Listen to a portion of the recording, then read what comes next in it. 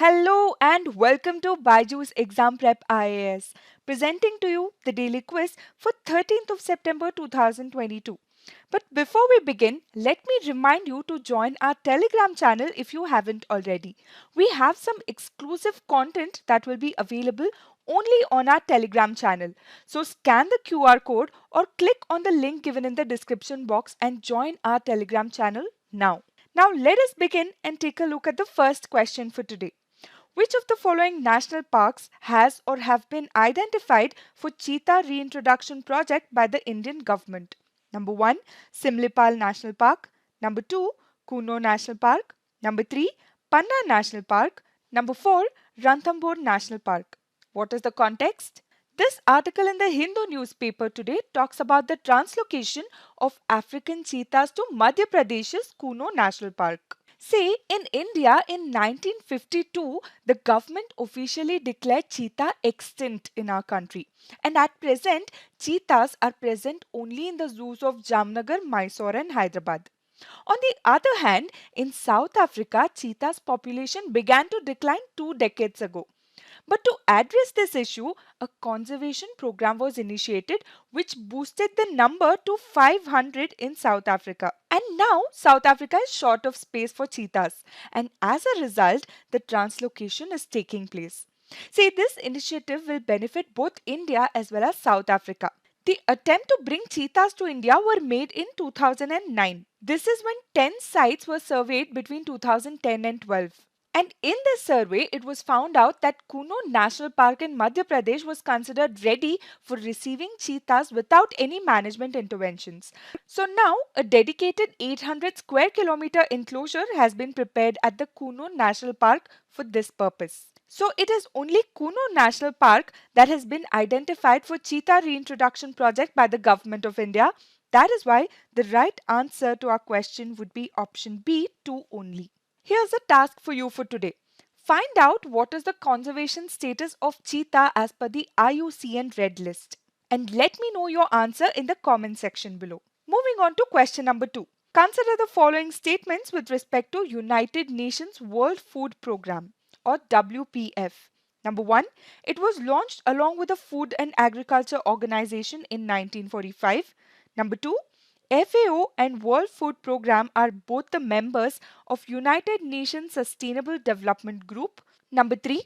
It won the 2020 Nobel Prize for Peace for its work in the field of combating hunger and its efforts to prevent the use of hunger as a weapon of war and conflict. How many of these statements is or are correct? First of all, let us take a look at the context. This snippet in the Hindu newspaper today throws light upon the growing food insecurity in Sri Lanka. The island nation is facing severe food insecurity due to two major reasons, according to a report by the Food and Agriculture Organization and the United Nations World Food Programme. What are the reasons? Number 1. 2 consecutive seasons of low harvest led to 50% drop in the production. And number 2, the country saw a reduction in import of food grains owing to foreign exchange constraints. And it is in this context that we've taken up this question for discussion. Let us know more about the World Food Programme as we discuss the answer to our question. See, the United Nations World Food Programme is an international organization that works in the field of hunger alleviation and food security, right? It is especially focused on the countries where hunger is an issue. It provides food assistance during emergencies and also works with communities to enhance the nutrition among the population. This was founded in the year 1961 and is headquartered in Rome in Italy. Yes, it does work in close tandem with the Food and Agriculture Organization, but it was launched much after FAO was established in 1945. So statement number 1 becomes incorrect, and at this stage we can eliminate option C and option D. Now coming to statement number 2. Are FAO and WFP both the members of United Nations Sustainable Development Group? Yes. This United Nations Sustainable Development Group was previously known as the United Nations Development Group or UNDG, and this is a consortium of 36 UN funds, programs and agencies that play a role in sustainable development. And both FAO and WFP, that is World Food Programme, are the members of United Nations Sustainable Development Group. So statement number 2 is correct. Statement number 3 is also absolutely right. The World Food Programme was awarded Nobel Peace Prize in 2020 for its work in combating hunger and its effort to prevent the usage of hunger as a weapon of war and conflict. So since two statements are correct, the right answer to our question would be option B, two statements only. Moving on to question number 3. In a hydrogen fuel cell, which of the following is or are continuously replaced? Option A, oxidizer. Option B, hydrogen. Option C, neither. Option D, both. Why this question? This article in the PIB today has a mention of the hydrogen fuel cell technology, and that is why we've taken up this question for discussion. First of all, what is a fuel cell?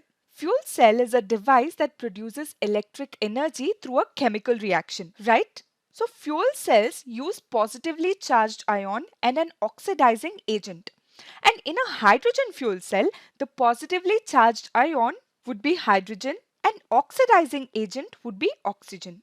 And this hydrogen fuel cell have a unique design to burn fuel, that is hydrogen, with air, which is the oxidizer, continuously to sustain the chemical reaction to generate electricity. So here both the fuel as well as the oxidizer are continuously replaced for the chemical reaction to sustain. So the right answer to our question here would be option D, both. Now let us discuss why this hydrogen fuel cell is preferred. See, we have to understand that hydrogen as a fuel is preferred because it is highly efficient and is a clean fuel. How? See, hydrogen is a very energy dense fuel, right? The calorific value of energy per kilogram of hydrogen is 3 times as high as gasoline. So this fuel is 3 times more efficient. Also, it helps in control of pollution. But there is a drawback. The only problem with hydrogen fuel cell is that the production of hydrogen is expensive and inefficient. Why, you may ask? See, hydrogen can be produced through electrolysis of water. During electrolysis, electricity is passed through the water, splitting the water molecule into hydrogen and oxygen. But production of hydrogen from water through electrolysis requires a continuous supply of electricity, making this process a very energy expensive process. And that is why it is considered expensive and inefficient. Moving on to question number 4. This breed of buffalo is usually bred and preserved by a local community found in Kutch called the Maldharis. These buffaloes are well adapted to survive extreme weather conditions such as water scarcity, frequent droughts, low humidity and high temperatures. Which of the following breeds is being talked about? Option A, Kangayam. Option B, Murrah. Option C, Banni. Option D, Manda. The right answer to this question is option C, Banni. See, the word bunny is specific to not only buffaloes but also pasture grass species which are native to this region, that is Kutch in Gujarat. If you're aware of this fact, it would be very easy for you to mark the answer. See, this bunny breed of buffalo is also known as Kutchi buffalo. It is known for its resilience and higher milk producing capacity in an arid environment. So, an average bunny buffalo yields around 12 to 18 liters of milk each day. And it has different genetic makeup as compared to more common breeds, which allows for long lactation periods, higher milk production potentials, and also makes it disease resistant. And this buffalo was recognized as the 11th buffalo breed in India by the Indian Breed Registration Committee in New Delhi in the year 2010. One more important piece of information that you must know is that this breed of buffalo is usually bred and preserved by a local community in Kutch called the Maldharis. And Maldhari is a Gujarati word for pastoralist and literally translates to cattle breeders. So the right answer, as we've already discussed, is option C, Bunny.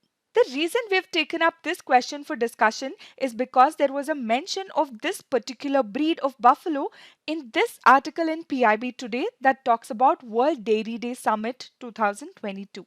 Now let us take up a previous year question from Prelims paper 2019.